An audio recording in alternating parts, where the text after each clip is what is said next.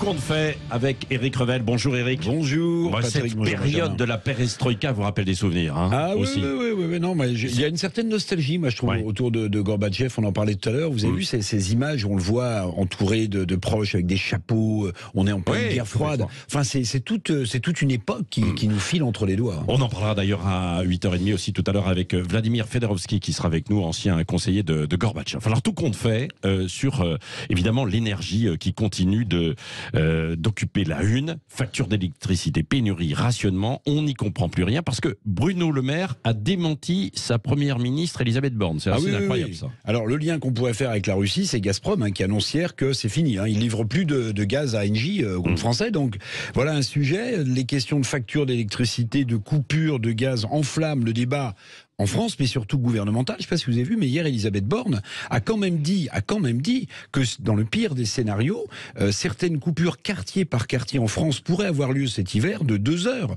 Elle l'a quand même dit en ce qui concerne les particuliers. Bon, chacun des membres du gouvernement y va donc de son couplet. Et puis, oui, hier, Bruno Le Maire, il a remis une pièce dans la machine. Il assurait que le rationnement électrique pour les entreprises serait un dernier recours. Donc, il a même dit qu'il prolongerait le dispositif d'aide aux entreprises jusqu'au mois de décembre. Bon, finalement, le ministre des Finances, qu'est-ce qu'il fait ? Il contredit la première ministre, vous vous en souvenez, qui avait dit, elle, que le rationnement guettait les entreprises.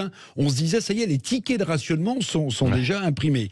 Donc cette communication gouvernementale, oui, confuse, fouillie, donne à penser quand même aux Français que finalement, ce gouvernement, deux choses l'une, ou bien il s'amuse avec les inquiétudes et les peurs de nos concitoyens, ou bien, et c'est peut-être pire, ce gouvernement ne sait pas où il va.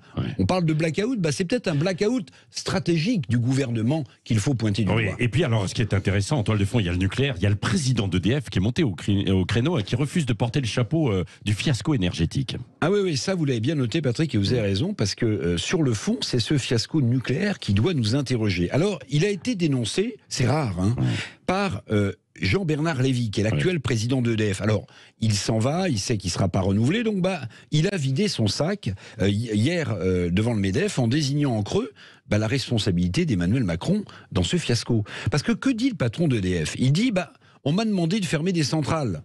Sous-entendu, Macron m'a demandé de fermer les centrales. Alors j'ai embauché des gens pour fermer ces centrales. Puis ensuite, sous-entendu, Macron, à la fin de son quinquennat, on m'a dit qu'il fallait relancer le nucléaire. Mais c'est pas possible, dit Jean-Bernard Lévy.